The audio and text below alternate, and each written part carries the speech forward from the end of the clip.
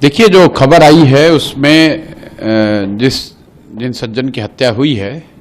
वो जनसुराज में आधिकारिक तौर पर नहीं है, लेकिन जनसुराज के जो वहाँ आधिकारिक उम्मीदवार हैं पीयूष जी, उनके साथ उनके समर्थन में वो लगे रहे हैं। और ये दिखाता है कि कहीं न कहीं बिहार में जिस जंगल राज की बात होती थी, जो बाहर लोग सुनते थे कि चुनाव के दौरान बड़े पैमाने पर हिंसा होती है, वो कहीं न कहीं उसी को दर्शाता है। चुनावी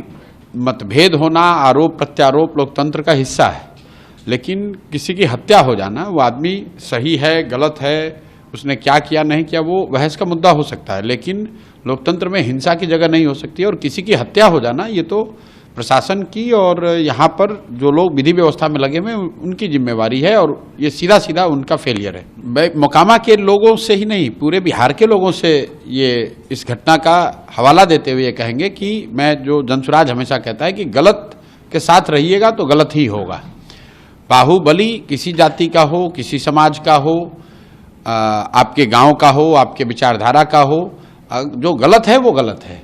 और मोकामा में ये दिख रहा है कि अगर दो बाहुबली लड़ रहे हैं, उसमें जनसुराज का एक पढ़ा लिखा यंग लड़का चुनाव लड़ रहा है, तो कितनी घबराहट है। मैंने एक पहले भी बयान में कहा था कि जो बाहुबली हैं वो बाहुबलियों से लड़ने में नहीं डरते हैं, वो अच्छे लोगों से लड़ने में डरते हैं।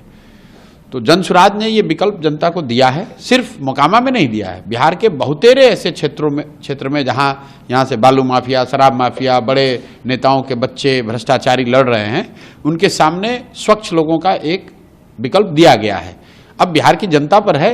कि वो स्वच्छ लोगों को चुनती है या फिर वही पुराने भ्रष्टाचारियों को, बाहुबलियों को चुनती है।